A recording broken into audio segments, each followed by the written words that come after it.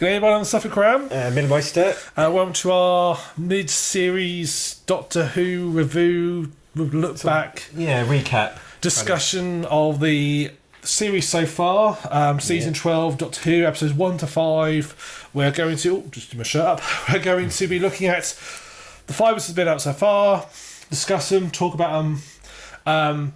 There is full spoiler warnings here, we won't hold back. No. So if you've not watched them, watch them, then come back to us. Yeah. If you have watched them, you're fine. You can just hear us ramble on. Yeah. So we'll straight off with first episode, Spyfall Part 1. Indeed. The New Year's Day episode.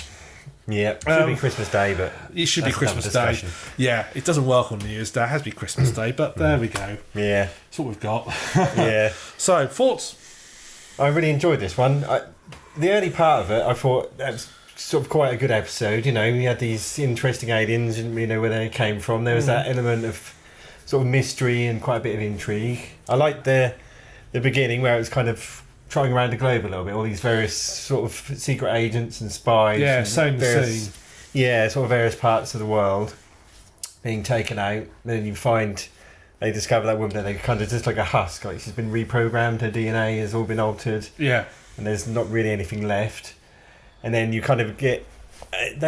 Stephen Fry is basically just Mr. Exposition, isn't he, really? He just says, this is what's going on, this is what I need you to do, here's where I need you to go. Barely lasts through the heart, about 15 minutes and he dies. Yeah, that's it for him. He's gone. Poor C, I think his name was, his initial. Which I think was a clever idea, as they sort of put him in all the process. So people thought he was going to be like a main character for it. In actual fact, he's gone by I said barely halfway through the episode, he's gone. Yeah, he has a very brief sort of monologue and a little bit of a, like we say, exposition, and then he's killed done. By the Master. Yeah. Or one of the, I suppose. The Master, he killed him. Not one of the aliens. It was, yeah. Yeah, the aliens I thought were awesome. I loved the sort of, as he came through the sort of walls, he sort of picked up the textures. Yeah, that was very cool. Nothing I've not seen before. I don't know if I've seen before. No, quite threatening as well. Yeah. Always good, quite sort of sinister, and I did enjoy that. They were good.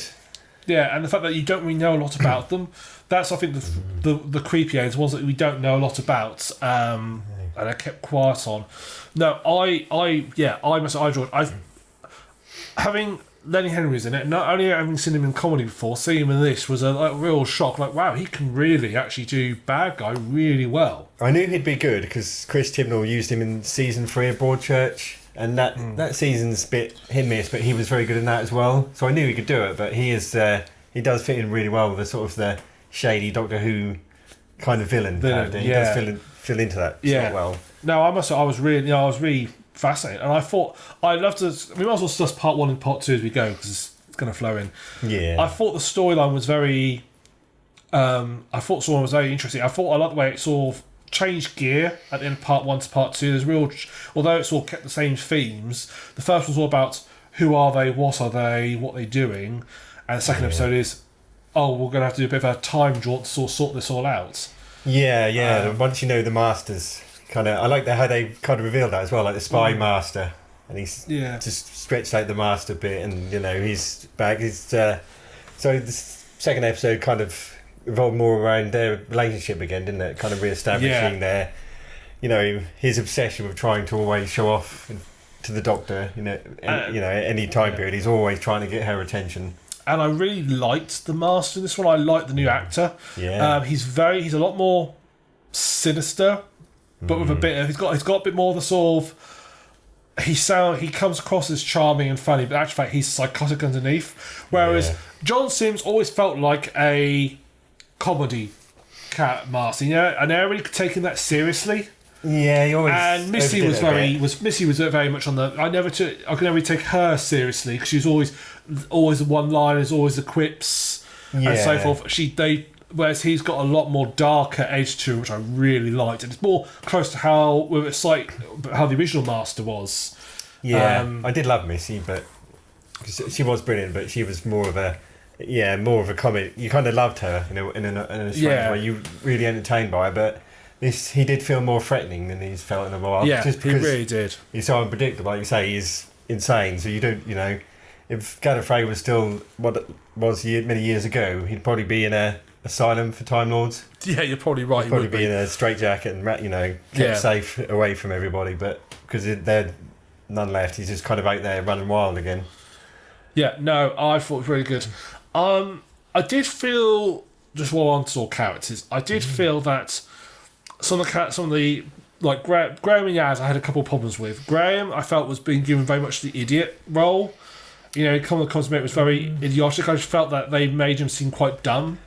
I think the Graham character, because last season he, like at the beginning and everything, he was widowed, wasn't he? His wife died, so there wasn't really any chance for that character to have much fun, because he spent most of that season kind of in grief and getting over the loss of a loved one, and suddenly having to be the kind of the only parent to Ryan. So he had that kind of role to play, and I think this season they thought we'll let him have a bit more fun, maybe try and get more comedy out of him. They've made him a bit more dumber, I feel. I actually felt actually Yaz, who was really stupid in this. She goes to this base and she sees a security camera. They avoid it and they immediately go into another room without even bothering to check and not even thinking that maybe he might have CCTV in there. It's about someone like that tech guy who's got all that sort of paranoid about pretty much everything. He would have cameras in his room. They must have figured his office would be... and she's a police officer. She should know about CCTV. I know she's in the UK, but she should know about that. So I think actually I'm finding the sort of the three at the moment, they're not different enough. No. I mean, Ryan, to be honest, Ryan might as well not be there half the time. No, I didn't really like that last season. It's just the three of them just means there's not really a lot of chance for them to get much character development. No. I know, like, I would much prefer it when it was one, occasionally, like, two. I think two's following him along, or her along. Having three worked back in the day when Doctor Who's story was split over 4 episodes, which means basically what we'd have a 2-parter.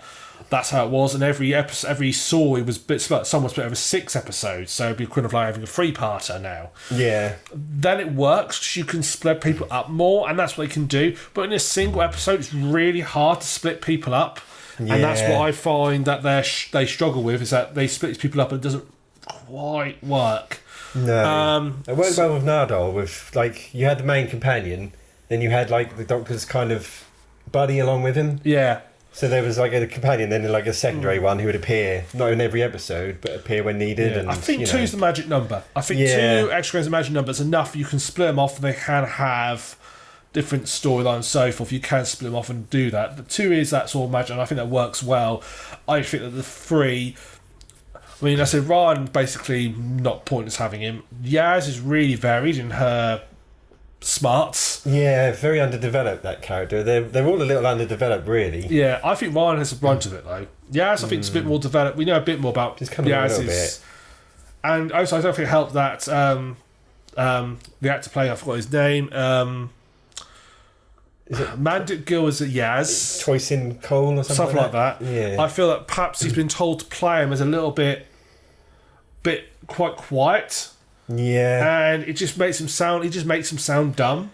Maybe they've tried to make him appeal more to the younger audience, the slightly silly character, the slightly dim-witted kind of, Yeah, but he doesn't really do anything silly. No. He doesn't get into all the silly situations that kids will relate to. He doesn't do that. He just is him. Yeah. So, yeah, he just doesn't... He doesn't work for me at the moment. They just need to put work on him.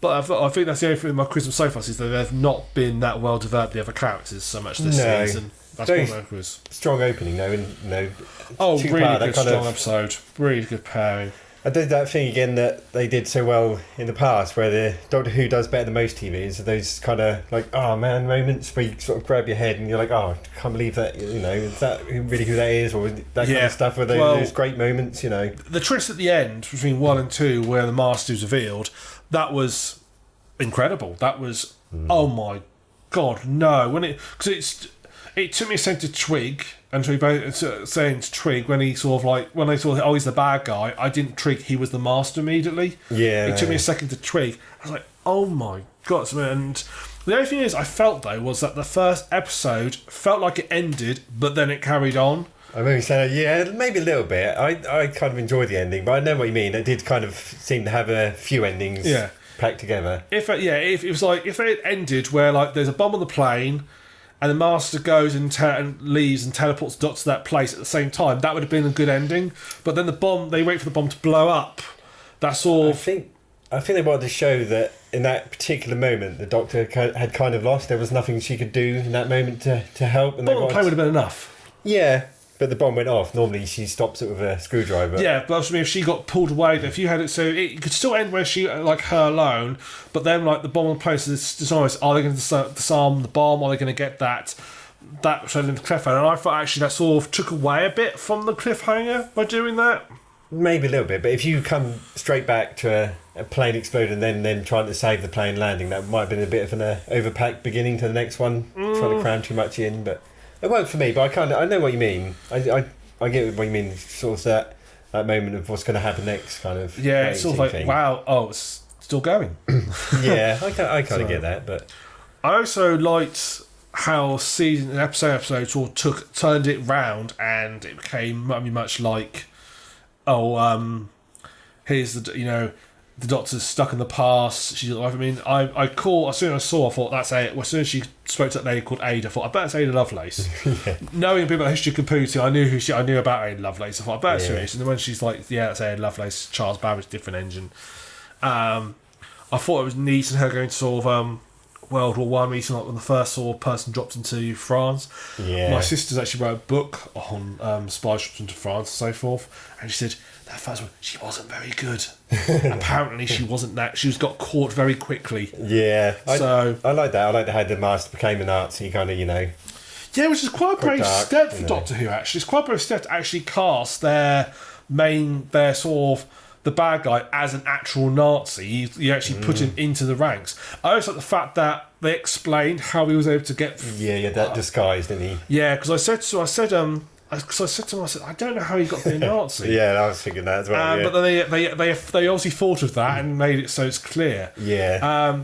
And then the bit where then you got sort of the guys escaping and then being tracked down, and really sort of hitting home actually, and very accurate actually hitting home actually. How much data we give away and how much information we give away and how we are trackable so easily. If a corporation wants to track it down, they can so easily. Oh yeah. Because the amount of information we give them away, and the way he was like taking control of their phones and all that sort of stuff was really clever, really neat, and added in quite nicely. And also, I think what showed us real psychopath is what he did to his mum. Yeah, that was really dark. God. Yeah, because you think so. What that was? That was totally unnecessary. That bit that wasn't even needed for the story, but he just did it anyway, just to show what a psychopath he was. Yeah, and he may return. Yeah, he's still out there somewhere. Yeah, he got extracted. Hiding. He's got money, so he can hide well. Get somewhere with no extradition, Brazil maybe, somewhere like that. Well, to be fair, the only people who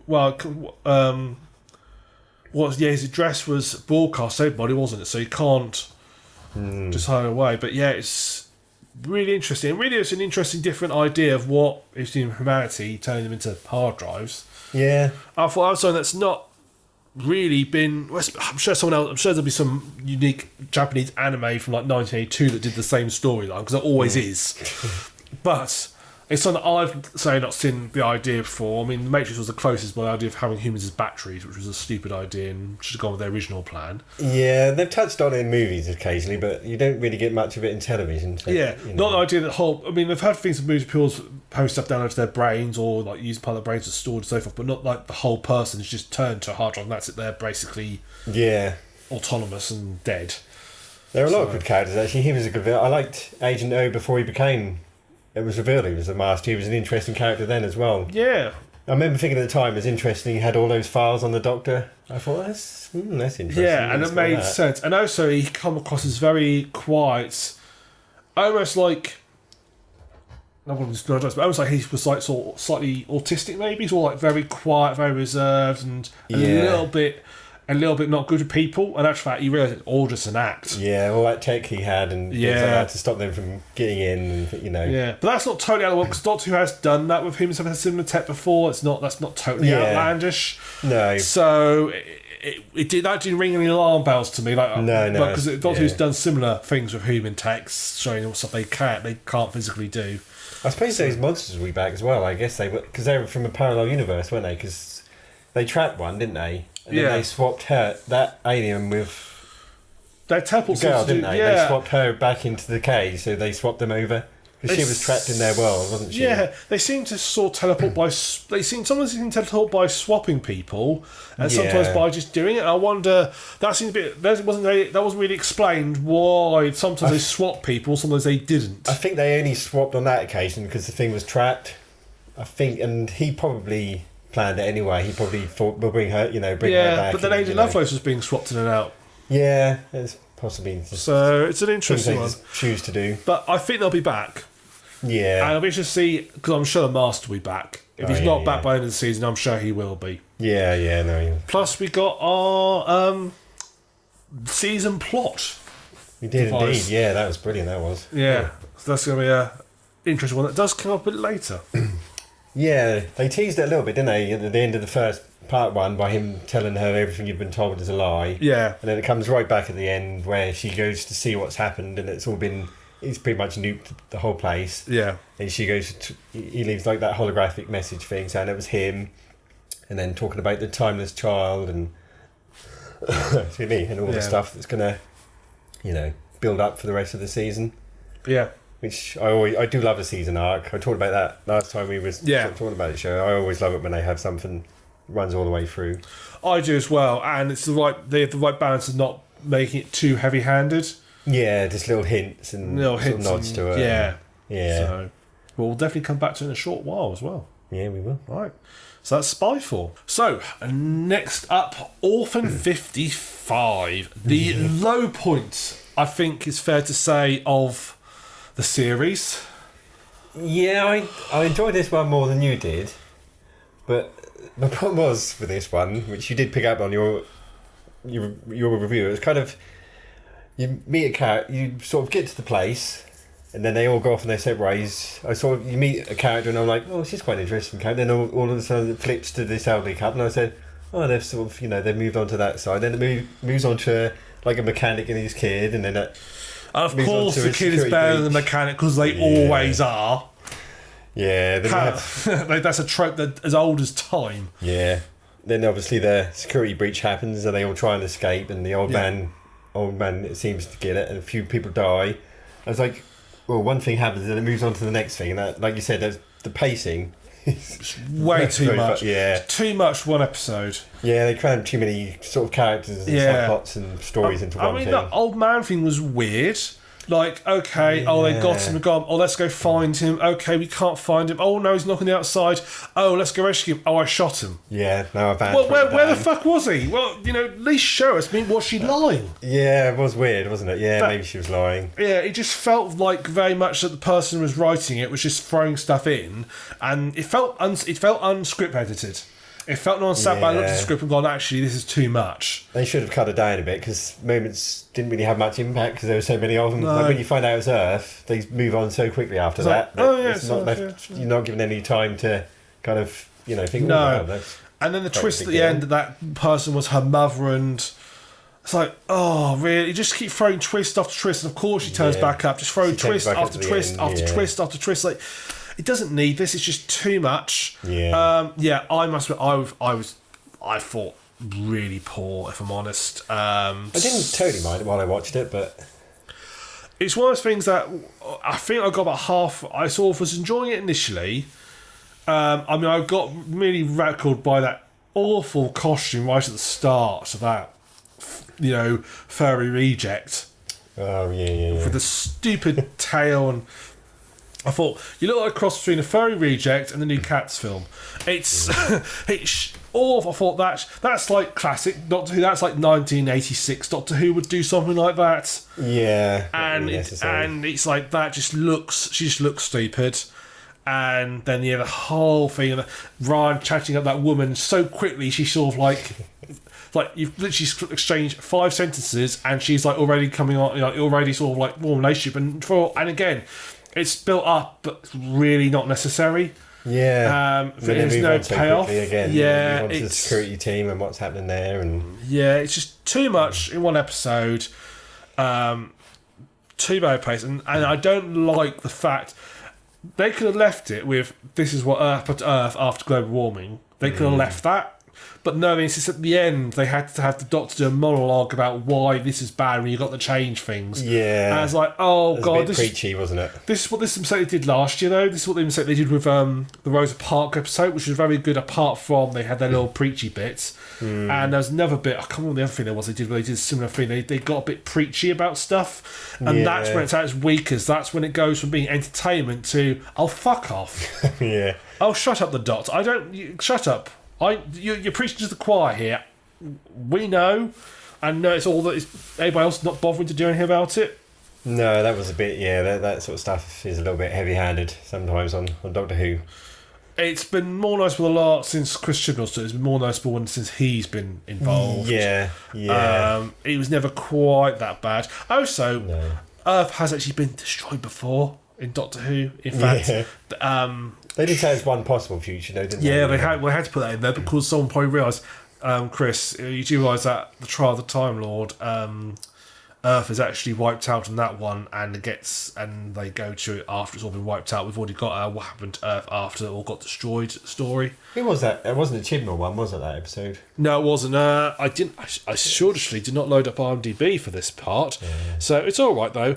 Just keep talking, Tom, while I load up IMDb. Yeah, I thought the aliens looked quite frightening. They were quite good. They looked quite sort of sinister. There were scenes I enjoyed. I enjoyed the bit where they had to kind of weave between them without making a sound, because they kind of slept standing up, and that was sort of creepy. That reminded me very heavily of Game Stalker.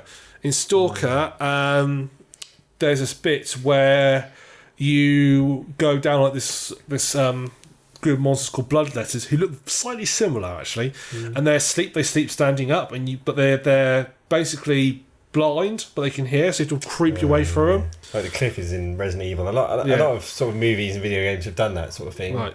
It was written by Ed Heim, and he wrote It Takes You Away last season, which is the one with the Norway house. Oh, I enjoyed that. I liked that one. I thought that was really cool. I was quite ending. Yeah, I liked that episode, and I was quite. Oh, this. If it goes to that sort of like slightly strange, that'd be quite nice. I do like it. I don't mind a bit of wackiness and strangeness. Yeah, that'd be quite nice again. Very different. The pacing on that one was very sort of measured. Yeah, it was a lot better. Well, more balanced. But yeah, no, this one, definitely not so good. Its rating on IMDb is 4.3. Yeah, that wasn't a particularly strong episode at all. That one. It's just like we said, just too fast paced. Too many characters thrown at screen. Too many subplots and odd sort of. Things that they kind of lost interest in, like the old man, just his voice. Yeah, what was the point of that? That was really weird. And the characterisation was very inconsistent. So, you had the security officer, the chief security, she went from, seeming to care to, only being interested for the money to seeming to care again. And she kept flipping back and forth. It's is this some sort of redemption arc for you? But you seem to be unredeeming yourself in the space of this episode. You've done 4 or 5 times. What are you doing? I think I've seen her in a couple of things before. I think she's been in Breaking Bad. She seems like she's a really good actress that was slightly wasted. She's in Breaking Bad, and I didn't realise she was the same actress. She also played the main character in Neverwhere, which was a Neil Gaiman urban fantasy. Was that a long time ago? That's late 90s. Yeah, I do have a very vague memory of that, but yeah. It's good urban fantasy. I've read the book. It's good urban fantasy. The book came after the TV series. Oh, right, okay. Yeah, it's good urban fantasy. But yeah, she played Dawn that. Was obviously she in the rest of that series with Peter Capaldi. So she acted opposite Peter Capaldi. Yeah. So, they're finally making Sandman, aren't they? That'd be interesting. That will be. Anyway, we're not against us. But yeah, no, I was bitterly disappointed. There was just so many things wrong with it, and I watched this oh no, you started so well. I thought, please don't let the season don't do this to us again. It started so well, and then we get this shit. There's always a couple of duds now in a season of Doctor Who, at least. Yeah, but it's usually about halfway through. Yeah. This gives a few good episodes, and not this rubbish. It's very similar to that Peter Capaldi's last season, wasn't it? The one with the smiley faces and things like that. It's sort of a similar idea, but that was executed a lot better. Yeah, that was a lot better. Yeah, executed a lot more similar as well. They do that episode every year, every sort of season, don't they? Where they go to some place that seems like it's going to be fine and like a good place, but something terrible's just happened or going to happen. And it's remote, and it's sort of a group of characters fighting to survive and so forth. That's Yeah, they do the sort of trapped episodes. I quite like those episodes. Yeah, they can be hit and miss, but I do. Yeah, sort of sometimes enjoy them. Yeah, I do quite. Yeah, I quite. That's a very common one they do. I mean, we've had you can list numerous of them, like the one down in the house, the strange creatures live in the walls. The one where they're in the spaceship with no oxygen. I'd say if you want a season of classic Doctor Who storylines, you just watch Poldy's last season. That was kind of, for a lot of the times that was like all the classic hits of Doctor Who tropes. It was such a good season. His last season. His last season, that 3-part was good. With the pyramid and all that kind of stuff. That was the monks. really good. Yeah. That felt like it got its chops then, and it's just such a shame he left. Yeah, such a shame. I think Stephen Moffat did a decent job that final season because he knew he couldn't really introduce like a big new arc that would last seasons. He just had one big one, so he thought instead of doing like a big arc, I'll have like a 3-part in the middle. Yeah, and then like a big sort of 2-part sort of season finale. Yeah, and I thought the 3-part he had was really neat and well executed, and it's a good example of 3-parter how you build on it, and because the first and second part didn't feel connected, they felt very separate until you watched the second part, and they thought, this all makes sense now, and it ties together really nicely. But again, we digress. But yeah, no, I wasn't. One thing I did like was I liked the practical effects. I thought the monsters looked pretty good. And when they did use CGI, they did the right balance between CGI and practical effects, and it looked, I can't say there's anything that looked particularly awful in it. No, the planet looked very sort of hostile and foreboding. And it was very good. I thought the atmosphere was quite good. Yeah. When they're out and about, I thought that atmosphere felt very good. I thought the sort of like device they had that let them breathe outside was a little bit McGriffin-y. Yeah. I would have liked it if they had to perhaps have put on. I thought it would have made more interesting if they'd like wear masks or something, to make it a little bit more, feel a bit more claustrophobic that they're actually having to survive out there. I thought that would make it a little bit more. I thought it was okay with the sort of the colour thing to say how close they are to running out of oxygen. Yeah. But I think it visually would have brought on the atmosphere more if they had to actually protect themselves more. Yeah. So I believe because that was the future of humanity, like what we'd kind of devolved into after all this. More locks. Yeah, well, I was going to say people from Yarmouth, but same difference. If you want to see what they look like, sort of just Google pictures of Yarmouth people. No, that's me. Sorry, no, but yeah, sorry. What they call it as well? They call it a vacation, like a fake vacation thing, didn't they? I think was it fakecation? Fakecation. Yeah, they used that in there. Are we talking about Yarmouth again, or we talking? No, this episode. Yeah, no, yes. So those coupons, didn't he, that turned into a cube and then they got shot out there. So no TARDIS to escape in. No. Interesting idea. Yeah. Sort of, yeah. But no, it was... Yeah, it just wasn't very good. Full stop. Wasn't a good one, though. No, not at all. So, yeah, I think we'll move swiftly on from Orphan 55. Yeah. Right, so moving on to episode 4, Nikola Tesla's Night of Terror. Now, I like this episode. I didn't really like this one. No? No. But I've never really been a big fan of the Doctor Who meets historical figure episodes. That's never been one of my sort of types that I enjoy. So it wasn't really... I do like Goran Izavivovic, because I liked him way back in ER, the one who played Nikola Tesla. Yeah. I liked him, and I liked sort of the rival between him and Edison. They got some fun out of that. I'm not quite sure though how Edison ended up being involved, because it's like they went to his lab and then he got attacked, and they never explained why he was being attacked. No, I suppose they didn't. But they just wanted to obviously have him and Tesla in the same room. So that felt that because afterwards I was thinking afterwards, so why did they go after Edison? If they're after Tesla, they wanted him specifically. Why did they even bother Edison? There must have been some kind of reason that we're forgetting, maybe. Maybe he was like a threat to him or something. They didn't explain it. I don't the Doctor rather than him, or that, Yeah, no, it's strange. What I like the fact that it was I felt it was quite nicely paced out. How it felt like it very much had an act structure. Yeah. Like the initial mystery arc, then first encounter the monster, which they then escape, and then the final confrontation with them. Yeah, I thought that was nice structure. I thought a very nice structure. I thought them again nice mixture of practical CGI. Although I must admit, I was for a long time I thought it was the Ragnos from Blonde Bride, because very similar I remember costume. David Tennant with the Christmas star. Yeah, the Ratnos. Yeah. Sort of, Very similar costume and very similar way of speaking. In fact, for a long time, I was convinced for a while because it's the same actress. It's very similar, yeah. Very similar. I was like, I did wonder for a second or two if that was the same woman. Yeah, but I said I enjoyed this. I think because it was a bit more of a more to form from the episode the week before. Yeah, and it felt like it picked up a little again. And also I thought it was interesting, sort of, because I'm not sure how well people know about the current wars. No, that's true. I didn't actually. Probably should have done. I think I must have known once and forgotten that the cars were named after him, Tesla. Yeah. I think I must have forgotten that. Well, just never been told it before. But that was quite an interesting nod. Yeah, it was named after.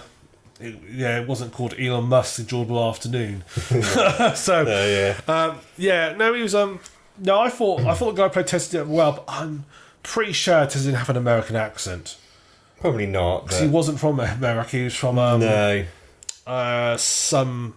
someone near Russia. I think he was from. Yeah, I can't remember where he said. I think they said where, but I can't remember. No, I thought the guy. I've got his name again now. The guy who played Robert Glissner, who played Edson. I thought did a fair job. Yeah. But he's quite a versatile actor. Having been in Hustle, he did all sorts of accents and come across. I thought he did a fair. He's very good at just acting with just the pose. Yeah. I thought he did a very fair job. I also thought, actually, this is one of those where Yaz got a bit more development, because obviously her and Tessa get took to the spaceship and she's able to talk with him and sort of negotiate with him and so forth. She got quite a bit. She actually showed a bit more chops and character in this one. Yeah, she got a bit to do finally. Yeah, but once again, poor Ram was like, what was he even doing there? Yeah, I think they are struggling with that whole free companions thing. It just seems a bit unnecessary. It seems just over the top, really. They're trying something different, and I quite like larger TARDIS groups. I like so they can split off and do different stories, but I'm now convinced that 3 is too many. Yeah, I don't think that part of it has really worked at all once, really, not properly. Not seemed overly necessary or worthwhile, really. Yeah, I think they've not often done 3. I'm trying to remember if they have ever done. They must have done it at some points, like as a regular set of cast, but I can't recall them having 3 people. It's never been done in the modern one, has it? Like old Who, definitely, yes. Yeah, just sort of 1 or 2 at the most. They a lot of sort of Matt Smith's era. There was usually you had sort of Karen Gillan and Arthur, didn't you? There's always a couple. Obviously, old Who, they had to have big casts because they used to film the same week they broadcast. So they were virtually like one take and that was it type job, because they had to film the whole episode in 5 days. Then it'd be broadcast the following week. It'd be edited the week after and broadcast the following week. Right. So they were like a week behind. So you had to have big casts. So you could film 2 sets at the same time. Right. Yeah. Which is why they all had big groups, because that was a filming use. Otherwise, you wouldn't be able to get everybody in the same place at the same time easily.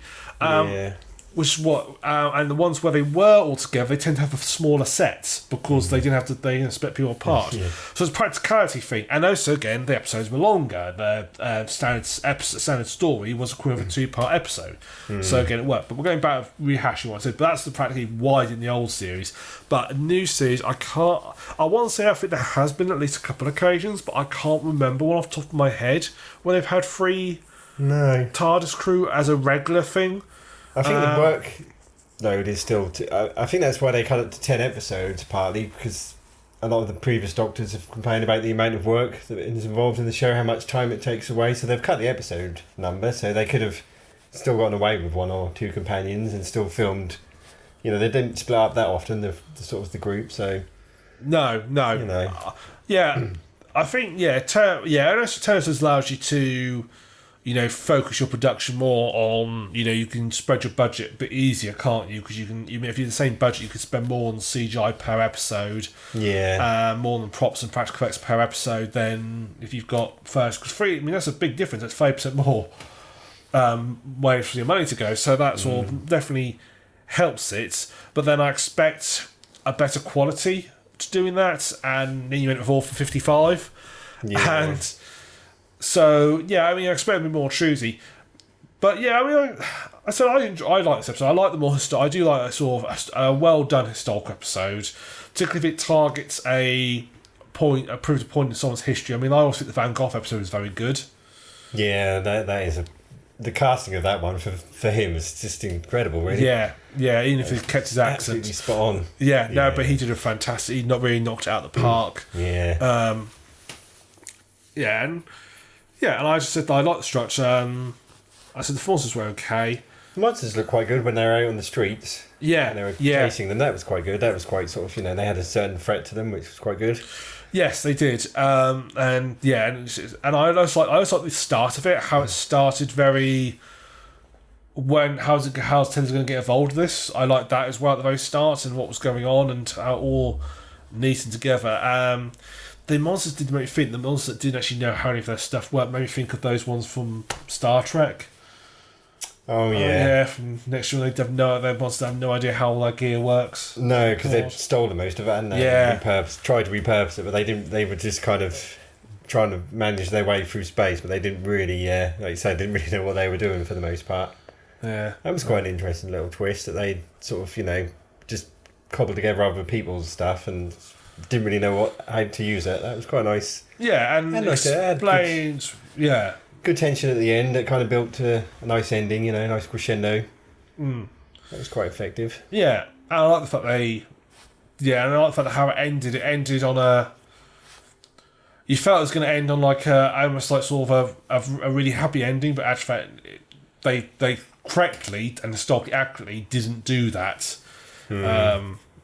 Edison was a bastard. Let's be honest, he was an absolute cock. Yeah. If I'm honest with you, he was very good at filing patents. Really, he was very good at filing patents. He did. I mean, yes, the light bulb was one of his, but he wasn't actually the first person to come up with that idea. He didn't actually come up with the idea. They'd already been using stuff, but his idea was he developed the process. I think developed the process to get the vacuum in it properly and so forth. So, but yeah, he was an absolute arsehole, Edison. And he shouldn't be. Really, he had some ideas, but he shouldn't really be praised that heavily. Poor old Tesla. Although Tesla was a bit of a weirdo and had some strange ideas, like his ideas to broadcast electricity around wirelessly, which technically can be done, but the amount of power you require to do it is astronomical. He probably would have been a lot more successful if he was born these days instead of back then. He was probably ahead of his time. Most geniuses are a little bit sort of crazy, aren't they? People that are like that. Yeah. Often a little bit, a little bit odd. Yeah. Have strange ideas and things like that. But he did a lot of work for developing electricity and so forth. He's a fundamental man and did a lot of work for it, so I can't praise him. And yeah, he even had some weird, strange ideas. Yeah. But yeah, no, I enjoyed this episode. You were indifferent. I thought it was okay, just sort of watchable enough. Yeah. Not terrible, not excellent. Yeah, just kind of middle of the road one for me. Cool, fair enough. That's fine. Middle road's okay. So that brings us to Fugitive of the Jadoon. Yes. Oh my god. Yeah, it's a good one, wasn't it? Sure. What start? I thought it was going to be your general Monster of the Week episode. Yeah. And then everything happened. Yeah, because it kind of started like a normal episode, but you did feel like they were building to something. You kind of felt like maybe, something was coming, the Jadoon were after someone or something, and you kind of thought, well, this could build to something, but... I guess pretty early on that Ruth, was the fugitive, not... I can't remember his name, the bloke. Oh, yeah. I was a bit slow on that one. You see, well, I thought it was too obvious that was him. Went there and he's got his dossier in him and so forth, and he gets a bit mysterious, and when he's sort of like trying to get her out, I thought it's too obvious that it's him. Yeah, I mean they kind of were after him, but not the Jadoon, just the kind of people that hired the Jadoon were after him also, weren't they? Yeah, but I wonder, who is he? Who was he? Some kind of space rangery kind of guy, I guess. Yeah, but he's also going to do with the Time Lords because that other Time knew him and was talking about a badge and there, so he also has something to do with the Time Lords. Yeah, he must have been some kind of, maybe it was like a time warrior or something, some kind of time cop or soldier, something like that. But I hope they'll rectify it at some point because it's not one. No one seemed to really care who he was. No. Once sort of the big reveal comes out, no one seems to give a shit about who he was. No. Or what he was doing or how he relates to all this. But I would say, I'm assuming he's another Time Lord. Yeah, I guess just another soldier. He probably. I don't think because she forgot her memory, didn't she? Like the Doctor's done before, and like the Master did with the timepiece they used, didn't they? Yeah, the chameleon become arch. human again. Yeah, so, yeah. I suspect that what my sort of clever is that she wanted to escape. He was trying to help her escape, so he was one who sort of organised burying the TARDIS, getting her bone sort and so forth. And he kept his to protect her. Yeah. And sort of like delay and protect because he knew what was going on. Yeah. He knew full well what was going on. And that's why he was actually. That's my sort of only reason is that he was protecting her. Yeah. And he knew in the same way how when David Tennant used Chameleon Arch and Martha had to protect him. Yeah, by taking a role. She did a servant role, but he obviously did a husband role. Yeah, that's the big reveal that Ruth is the Doctor, obviously pre-William Hartnell Doctor, because that was William Hartnell's TARDIS she was in. Okay, that's right, first yeah, Doctor TARDIS, yeah. Okay. Well, obviously meant to be a first Doctor TARDIS. Yeah, it could be a new, they could be they remodeled it back to that, but yeah, I maybe, that inside was very sort of classic looking, wasn't it? Yeah, so it makes you think something happened. But then that's all. The only choice if it is the first Doctor's TARDIS, that knocks on the head the episode where Clara encourages William Hartnell's Doctor to get in the TARDIS and leave. Yeah. So they've got they'll break that continuity. Yeah. She sort of like says, "Hey, how about this one?" and points him into it, and he takes it. And because that was in what's the name of the Doctor? That special one they did. I think that was the name of the Doctor. Yeah, something like that. There's a lot like that. Yeah, because so that'll break that continuity if she is pre-William Hartnell because she already had the TARDIS. She'd probably be post him somewhere along that. But we know that the Time Lords that were hunting him were from the past, don't we? Because they didn't know Gallifrey was gone. Yeah. She had to show them that Gallifrey had been destroyed by the Master and everything. So they were definitely pre her in terms of the ones that were hired at Jadoon anyway. Yeah. There was an incredible twist, that sort of gravestone, and then she started digging it, and you saw a bit of the light of the, what the fuck? Yeah, that was very cool. Then she turns up behind her, dressed in Doctor like sort of dress. I guess she was a Time Lord because as soon as she broke that fire, and I thought that's the same as before when the watch. I thought she's a Time Lord. Yeah, when that bit came up, you're like, oh, she's So but I didn't think she was going to be the Doctor. That was like, whoa.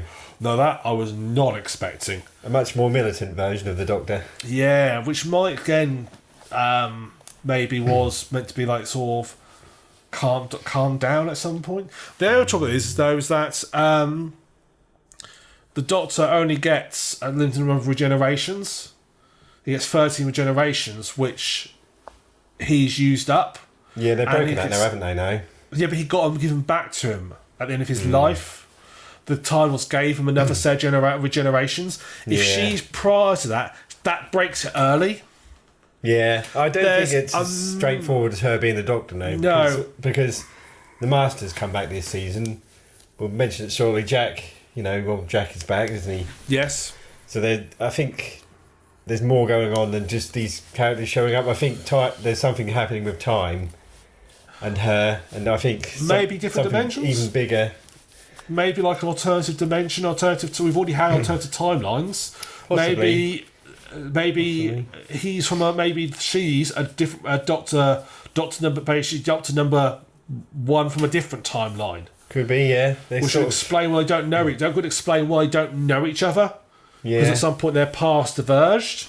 Was the exterior of her TARDIS the old version? No, from what we saw briefly, it looked like the new version. Yeah. New style TARDIS. But then I think the TARDIS is meant to always be the same. They just update the model every now and again. Yeah. When the Jadoon attacks, they kind of get teleported away, don't they? Some of her companions, and they end up on that ship. Yeah. And you hear his voice, and I thought, I wonder if that's just some cameo of him doing a voice. And then when he showed up, Jack, what's his name? Jack Harkness, Captain Jack Harkness. Jack Harkness. Jack Harkness. Is that right? Captain Jack Harkness. Oh right, yeah, okay, yeah. when he sort of shows up, I was very impressed because Stephen Moffat would have shown that in a promo, but not knowing he's turned up was a really nice moment. Very well kept under wraps as well.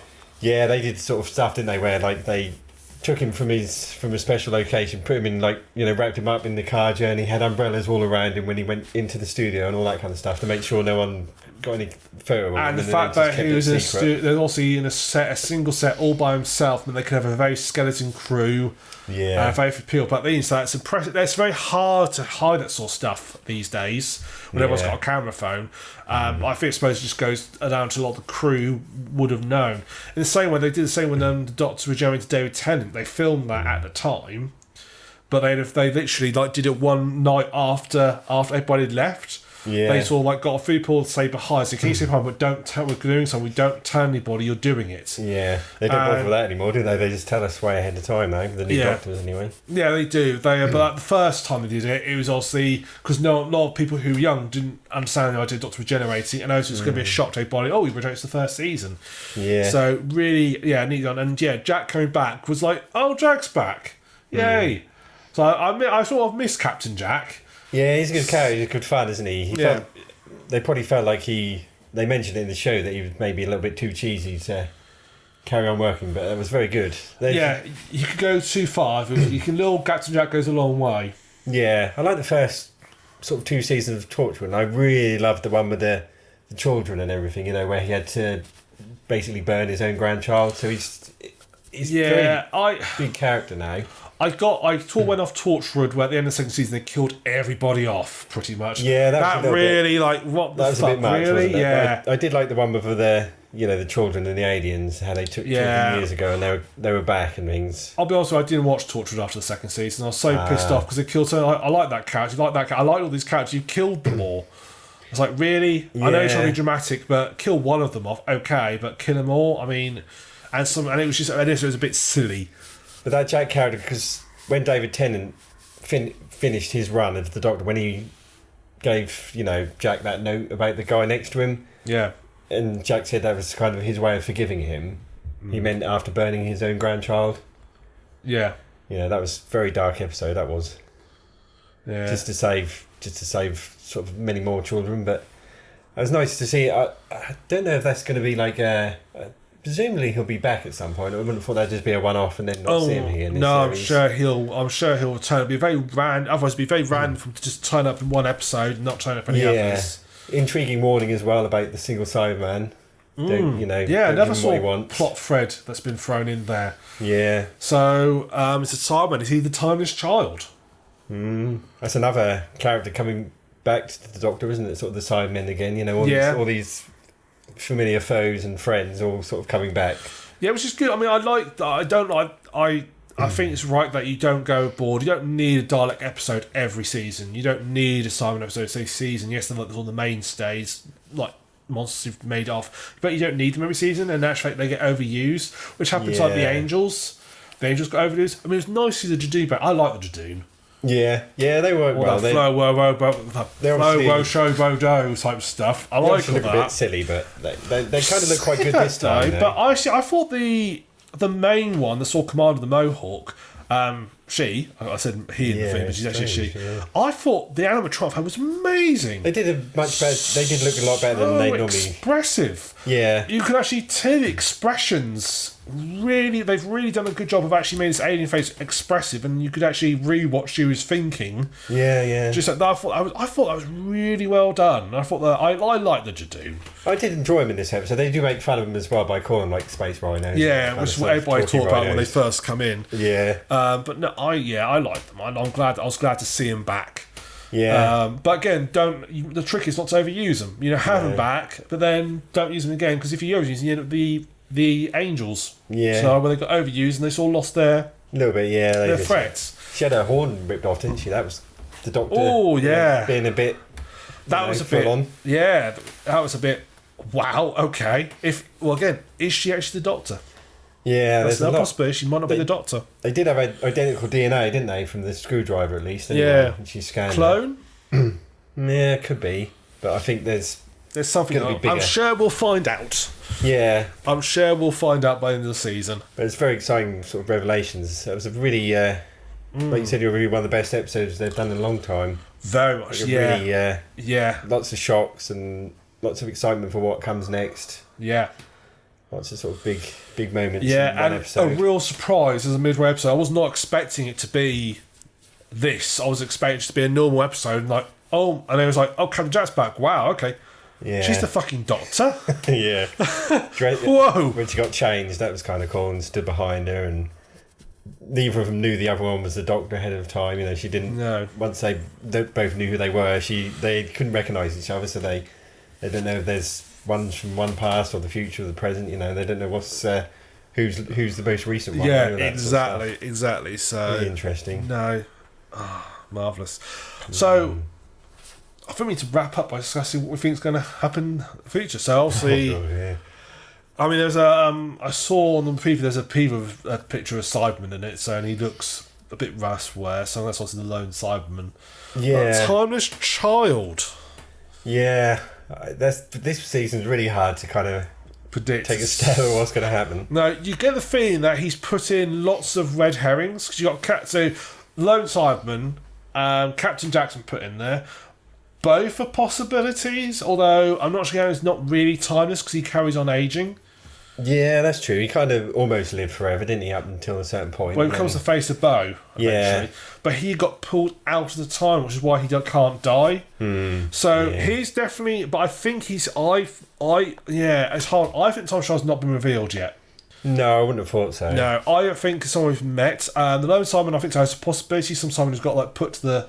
got sent back to the Dawn Time has existed throughout the whole time, which is why it's the lone Cyberman type job in that's a bit different from the others. Yeah. I think that might be a possibility, but again, I think these are all red herrings. Yeah. I just don't think... I think they're too... I think Captain Jack, I think, is just too obvious. They could really flip, but they could be that character Me from, the Peter Capaldi era.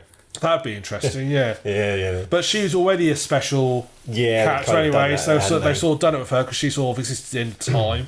Yeah. She's already a bit special, so yeah, I'm not sure. No, I'm not sure where they're going to go with that. I don't think we've met the Timeless Child yet. No. I think they'll turn up episode 7 or 8 are when they'll turn up.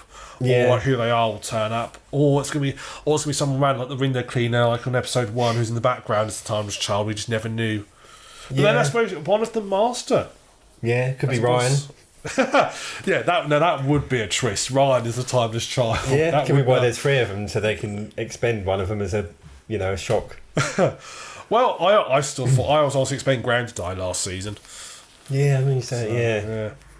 But I think no, it's gonna be interesting. So I'm really hyped for this season. Yeah, Gallifrey's all destroyed. The Master's back. Jack's back so far. You got the other Time Lord. I'm sure she'll reappear. Oh yeah, very shortly. Cyberman, the lone Cyberman coming into it. I think it's all going to converge. Yeah, the next 3 episodes, and I think I'm really hyped for this season. I've really enjoyed it so far, and apart from one low spot, I wonder if Bill Potts would be the Timeless Child because she became that water thing, didn't she, with that girl, and she could kind of go anywhere, anytime. But wasn't that an alien species type computery thing? So well, that was a computer thing, but don't forget before that she went off with that girl, didn't she? The water girl. Yeah, that's what I mean. But she was because Walker sort of. She could kind of become anything though, couldn't she? Yeah. I don't think it'll be a companion like that. I don't think they'll just bring back a random companion. If they bring a fucking Clara, I will go spare. Yeah, no. Turns out Clara, the Mary Sue Oswald, is the Timeless Child. I was like, of course she is. I think everyone else is too busy now, aren't they? Because Karen Gillan's in the 2 biggest franchises pretty much ever. Yeah. And the other one is. She's off on doing a big American TV show. The one who played... who was the second companion now after Rose? I can't remember her name now. Oh, Martha. She's off doing this US show called New Amsterdam about hospitals. Yeah, well, she was in Law and Order UK, wasn't she? Yeah, she's done a few things. Sense8 on Netflix. She's done alright for us, though, actually, to be fair. They all have, really. All the companions have done well. Yeah, I think they're quite good at picking... And this, I think, apart from this season, they're usually quite good at picking actors who are like the start of their careers. Yeah. Or like sort of early part of their careers. Because they've all done...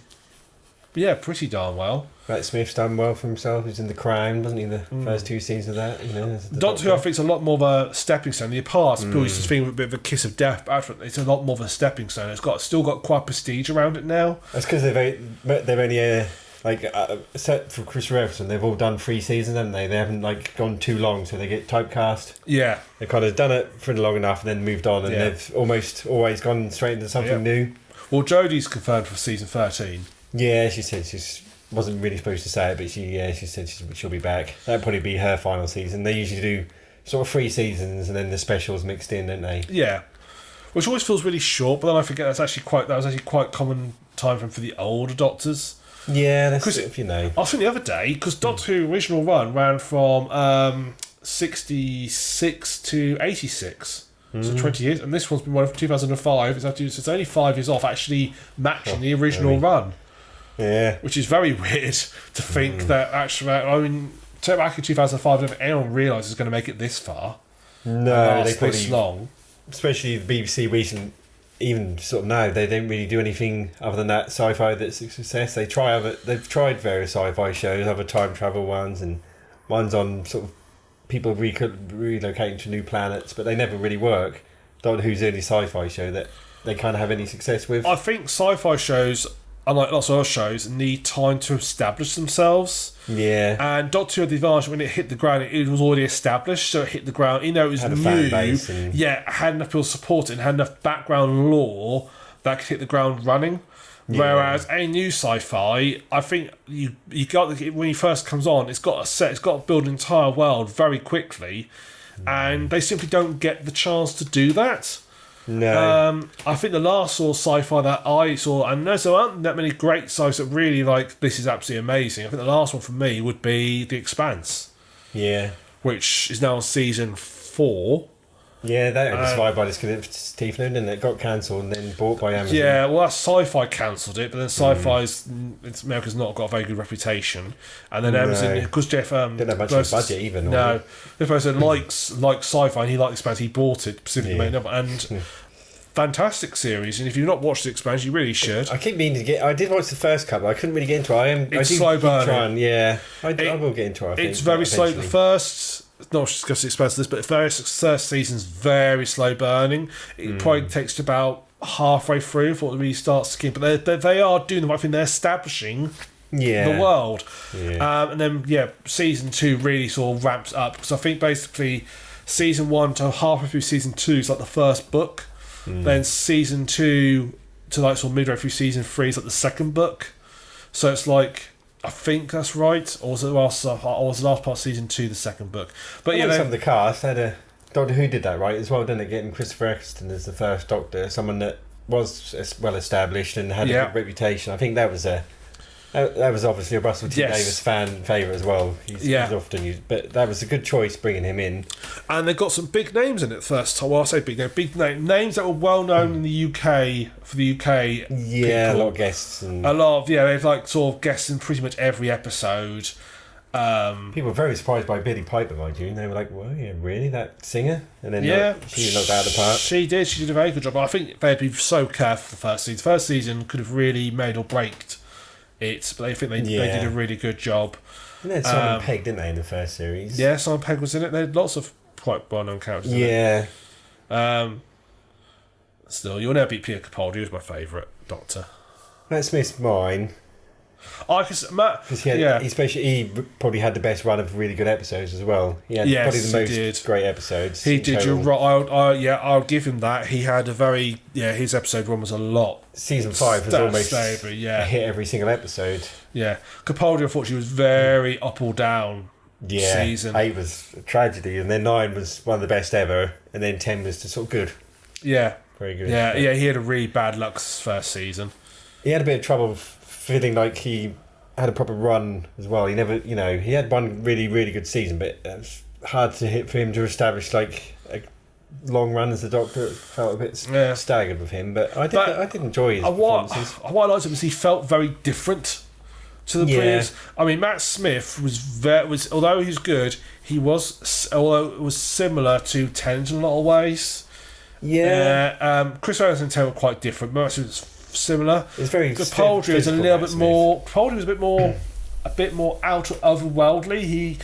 He was like he always talked like he had a bit of dementia. I think but that worked. He was a bit crowd kicker, which that worked for him. But when he went serious, Carl was really good at doing really serious. Yeah, he's a very good actor. Very good actor. So yeah, because he had that. He was a bit crazy at first, wasn't he? Maybe the new Cyclops generation sort of messed him up a little bit at the very beginning. He was a little bit, how do I fly the TARDIS and all that kind of stuff. But no, I didn't really mind Clara. A lot of people didn't really like Clara, but I didn't mind her. No, I wasn't a great fan of no. Clara. I didn't like Clara at all. I just felt that she was too much of a Mary Sue. Like in every episode, she was like brilliant at this, brilliant at that, brilliant at this, and she come across as. So when she was written well, she was quite good. Yeah. But she came across as just too brilliant. She was like better than the Doctor. You were a fan of her boyfriend's character, though, weren't you? Oh, What's God. his name? Oh, the wife beater. yeah, I didn't really pick up on that vibe. Oh, mate, what? Right, if you can bear to do it, rewatch The Janitor. Right. If you can bear to put yourself through it, and look at the caretaker. The caretaker, right? Yeah, that was a stinker. Look at the look he gives her when he talks about hanging around the Doctor. He gives her a look like, if you come home tonight, I'm going to beat you up. Honestly, what was his name? He was terrible, wasn't he? He's in. I think he's in that new Netflix one, isn't he? He's been in a couple of things since then. He was something Channel 4. He was on Another Life on Netflix. Have you seen that one? That's right. Ricky Gervais. No, he wasn't in it. But no, the Netflix, sci-fi thing. Yeah, not very good sci-fi. That's been brought back for a second season. But yeah, amazingly. Seems to be a bit dumb, doesn't it? It's not very good. I've watched it. It's not so much cheap. It's just that because of neat ideas. So like the spaceship one. So this is not Doctor Who discussion. If you're interested, you can just sort of like stop now. Anyway, I'm not sure how much time we've got left on the camera. But there, basically, we'll quickly wrap this up. The idea, one of the ideas is that the spaceship they're on can only support about 5 or 6 people at a time. Oh yeah. But they don't know who they're going to need. So they've got dozens of people in cryosleep. So it's like, okay, we need Doctor Who knows about biology. Fine, we'll take him out of cryosleep. He can then help us. We can put him back in when we're done. Yeah. And if a crew member gets killed, they just put another one out.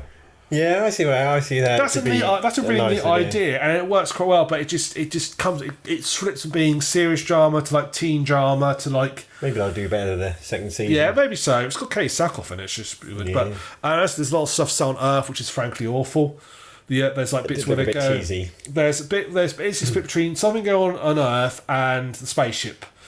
And Kate Sackhoff is on the spaceship, and her husband is on Earth, and all the Earth stuff is dull as dishwater and doesn't really need to be in there.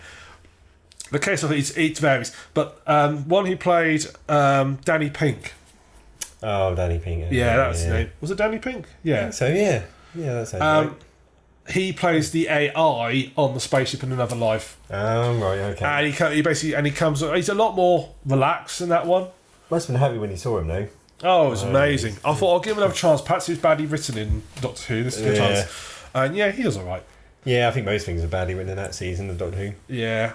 Anyway, we better wrap up. Yeah. Because I don't have much time on the camera. No, but very good season so far. Very good season. Really looking forward to the rest of it. And we'll hopefully do another one of these in 5 weeks' time. Yeah. See you all then. So thank you very much for watching. I'm the TheSuffolkRam. Middlemeister. And we'll see you in the future.